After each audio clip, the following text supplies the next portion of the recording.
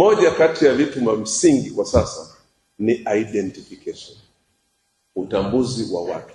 Na watu hawa wakitambuliwa, wakapata vitambulisho au utambulisho, na utambulisho ni namba ile ya utambulisho, lakini baadaye ile kadi ambayo inakuwa ina chip ambayo imebeba utambulisho wako. Kwa hivi sasa hatua tuliyopo ni kwamba kitambulisho chetu kile kinabeba pia huduma nyingine, yani ile chip ina milango ya kuingizia na kutoa huduma nyingine.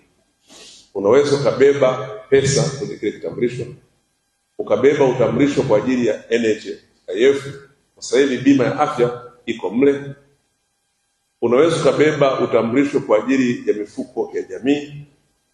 Tunaendelea kidogo kidogo kufanya hiyo integration, lakini mpaka sasa hivi huduma kadhaa zimo kwenye kitambulisho chetu.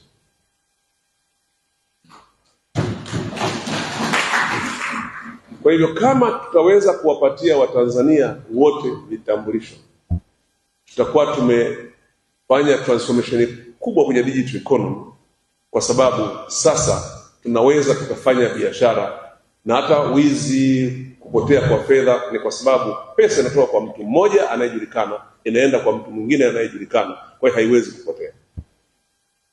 Ni kwa sababu ya kutokuwepo kwa utambulisho huo kwa watu wote, ndiyo maana sasa kuna hata matapeli wanapitia huko. Lakini utambulisho huu utatusaidia sana hata katika shughuli nyingine. Unatoka hapa, unaweza kaenda benki, na kadi ile zinatofautiana. Ile kadi ni tofauti na kadi ya benki. Kadi ya benki ukiweka kwenye card reader hapa, inasoma kutoka pale kwenye card reader, kadi ya benki inaenda kwenye database somewhere, hata ukienda kwenye ATM, alafu inarudisha pale, alafu inakwambia wewe ndio fulani, alafu unafanya. Kitambulisho chetu cha taifa chenyewe kimemaliza, kina hicho kila kitu. Hata ukienda kwenye card reader utapata information zako pale pale na unapata huduma pale pale.